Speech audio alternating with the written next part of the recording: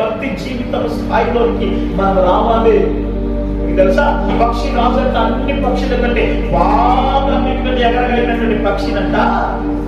ఒక కాకి వచ్చి ఏం చేసిందంట, కాకి కొడుతుందంట. పక్షులకు మరి ఎక్కువ పైకి ఎక్కిందంట.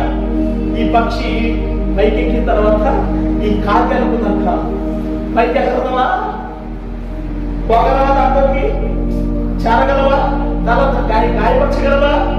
ఈ లోకంలో పక్షిరాజు అనుకున్నాక కాగితం నాకేంటి కోరిక, పక్షిరాజు అనుకున్నాడు దాంతో నేను పోరాడేదండి. పైకి పోతే అది నా దగ్గరికి రాలేదు. దేవునికి స్తోత్రం. మన భక్తి జీవితం, మన విశ్వాసం జీవితం, మన భక్తి స్థాయి అలాగే ఉండాలి. ఈ లోపల అనేక మందిని గాయపరుస్తుండొచ్చు, బాధపడవచ్చు, అవమానపరచవచ్చు. అయినా నీ ప్రార్థన జీవితం, నీ విశ్వాస జీవితం ఎలా ఉండాలి మనం రావాలి.